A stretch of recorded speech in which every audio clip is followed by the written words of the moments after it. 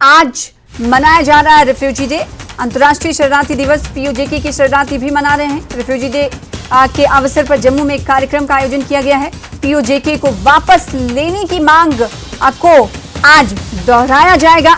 आपको बता दें कि पाक ऑक्युपाइड जम्मू कश्मीर के शरणार्थी भी रिफ्यूजी डे मना रहे हैं। जम्मू में एक कार्यक्रम का इस हवाले से आयोजन किया जा रहा है, जिसमें पीओजेके को वापस लेने की मांग को ये शरणार्थी, ये रिफ्यूजी दोहराएंगे। तो बड़ी खबर आपको बता दें, पूरी दुनिया अंतर्राष्ट्रीय दिवस, शरणार्थी दिवस आज मना रही है। और इस दिवस को मनाते हुए आपको बता दें कि अपने इलाके को वापस लेने की मांग की जाती है। और इसी कड़ी में जम्मू में भी एक कार्यक्रम का आयोजन किया जा रहा है। पीओजेके को वापस लेने की मांग को रिफ्यूजी इस कार्यक्रम में दोहराएंगे। तो बड़ी खबर आपको इस वक्त दे रहे हैं अंतर्राष्ट्रीय शरणार्थी दिवस के हवाले से। पूरी दुनिया अंतर्राष्ट्रीय शरणार्थी दिवस 20 जून को मनाती है और इसी सिलसिले में जम्मू में एक कार्यक्रम का आयोजन किया गया है। ये कार्यक्रम कितने बजे होगा, राजन हमारे साथ, हमारे संवाददाता जुड़ रहे हैं ज्यादा जानकारी के साथ। राजन, कितने बजे से इस कार्यक्रम की शुरुआत होने वाली है और इस कार्यक्रम में क्या कोई बड़े नेता या फिर बड़ी बात की उम्मीद लगाई जा रही? देखिए सना, बड़े नेताओं की जहां तक बात है तो ये बड़े नेताओं का फंक्शन आज नहीं है। आज जो इंटरनेशनल रिफ्यूजी डे, ये एसओएस इंटरनेशनल जो पीओके रिफ्यूजीज की संस्था है, उनकी तरफ से आज एक प्रोटेस्ट भी रखा गया है। और आज इंटरनेशनल रिफ्यूजी डे पे आज ये उसी दिन को याद करते हैं कि जिस दिन इनको उस रात के वक्त जब हमला हुआ था और इनको मजबूरी में अपने घर बार जो है वो छोड़ के आना पड़ा था, उस दिन को आज याद किया जाता है। क्योंकि ये लोग अपनी खुशी से यहाँ पे नहीं आए थे, इनको वहां से डर के चलते जो है भागना पड़ा था। हमारे साथ जो एसओएस इंटरनेशनल के जो चेयरमैन हैं राजीव चूनी, जिनकी तरफ से आज ये फंक्शन रखा गया है, वो मौजूद हैं खुद। राजीव जी, आज भी उस दिन को आप कैसे याद करते हैं और जो इंटरनेशनल आज रिफ्यूजी डे है उसके क्या मायने आपके लिए? देखें, यूनाइटेड नेशन का जन्म हुआ 1945 में और 1947 में हम लोग विक्टिम बन गए 2 साल के अंदर अंदर ही। लेकिन अफसोस इस बात का होता है कि ना तो यूनाइटेड नेशन हमारी मदद में आगे आया, तो ना हमारी सरकार कभी आगे आई। और दिक्कत ये है कि हम लोगों को, हम विस्थापित तो हैं, लेकिन आज तक हमें रिफ्यूजी स्टेटस ग्रांट नहीं किया गया। ये कहा जाता है कि जिस इलाके से आप विस्थापित हुए हो वो हमारा अभिन्न अंग है और हम उसको खाली कराएंगे, इसलिए आपको रिफ्यूजी नहीं माना जा सकता। इससे नुकसान ये हो रहा है कि हम यूनाइटेड नेशन के पास जाते हैं, हमारी बात नहीं सुनता। वो कहता है कि हमारा जो रिफ्यूजी कानून है यूनाइटेड नेशन का, भारत उसका सिग्नेटरी नहीं है, भारत उसको मानता नहीं है।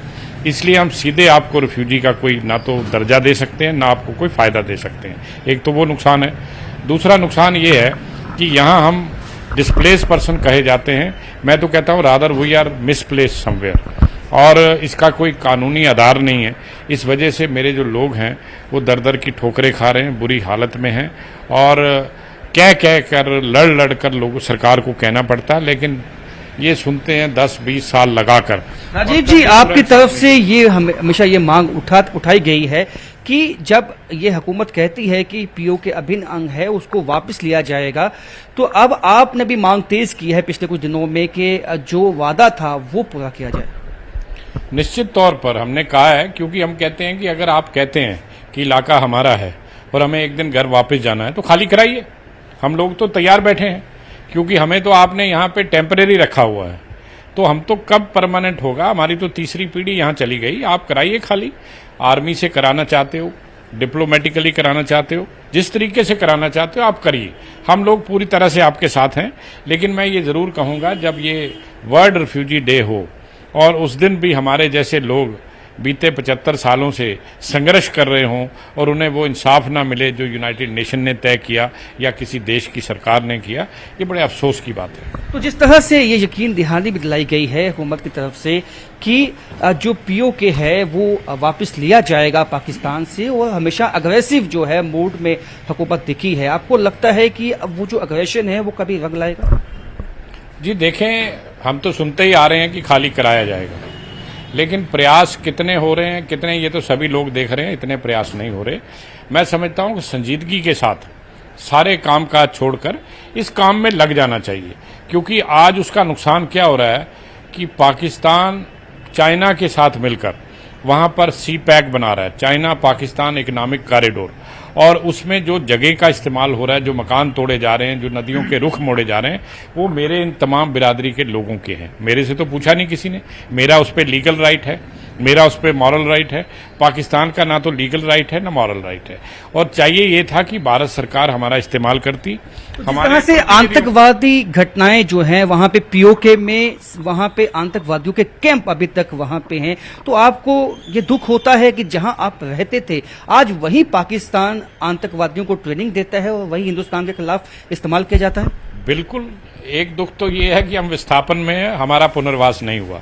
दूसरा दुख ये है कि मेरे घर पर ट्रेनिंग कैंप्स चलते हैं और वहां पर उग्रवादियों को तैयार कर कर यहां पर निर्दोष लोगों का खून बहाने के लिए भेजा जाता है। ये शर्म की बात है, और पाकिस्तान ये कहता है कि मेरे यहाँ कुछ नहीं होता, ना मैं किसी को ट्रेनिंग देता हूँ। राजन, एक और सवाल ये करिएगा कि हर बार की तरह एक बार फिर से ये तमाम लोग रिफ्यूजी डे के मौके पर इस कार्यक्रम में इकट्ठा हुए हैं। इस बार इनका जो ये कार्यक्रम है वो किस बात पर केंद्रित होगा, मरकूज होगा? आज आपका जो प्रोग्राम है, आपने एक सिंबॉलिक प्रोटेस्ट भी रखा है, उसके बाद आप एक जो है वहां पे एक इकट्ठे भी होंगे सब लोग। आज आप का जो एजेंडा है वो क्या है?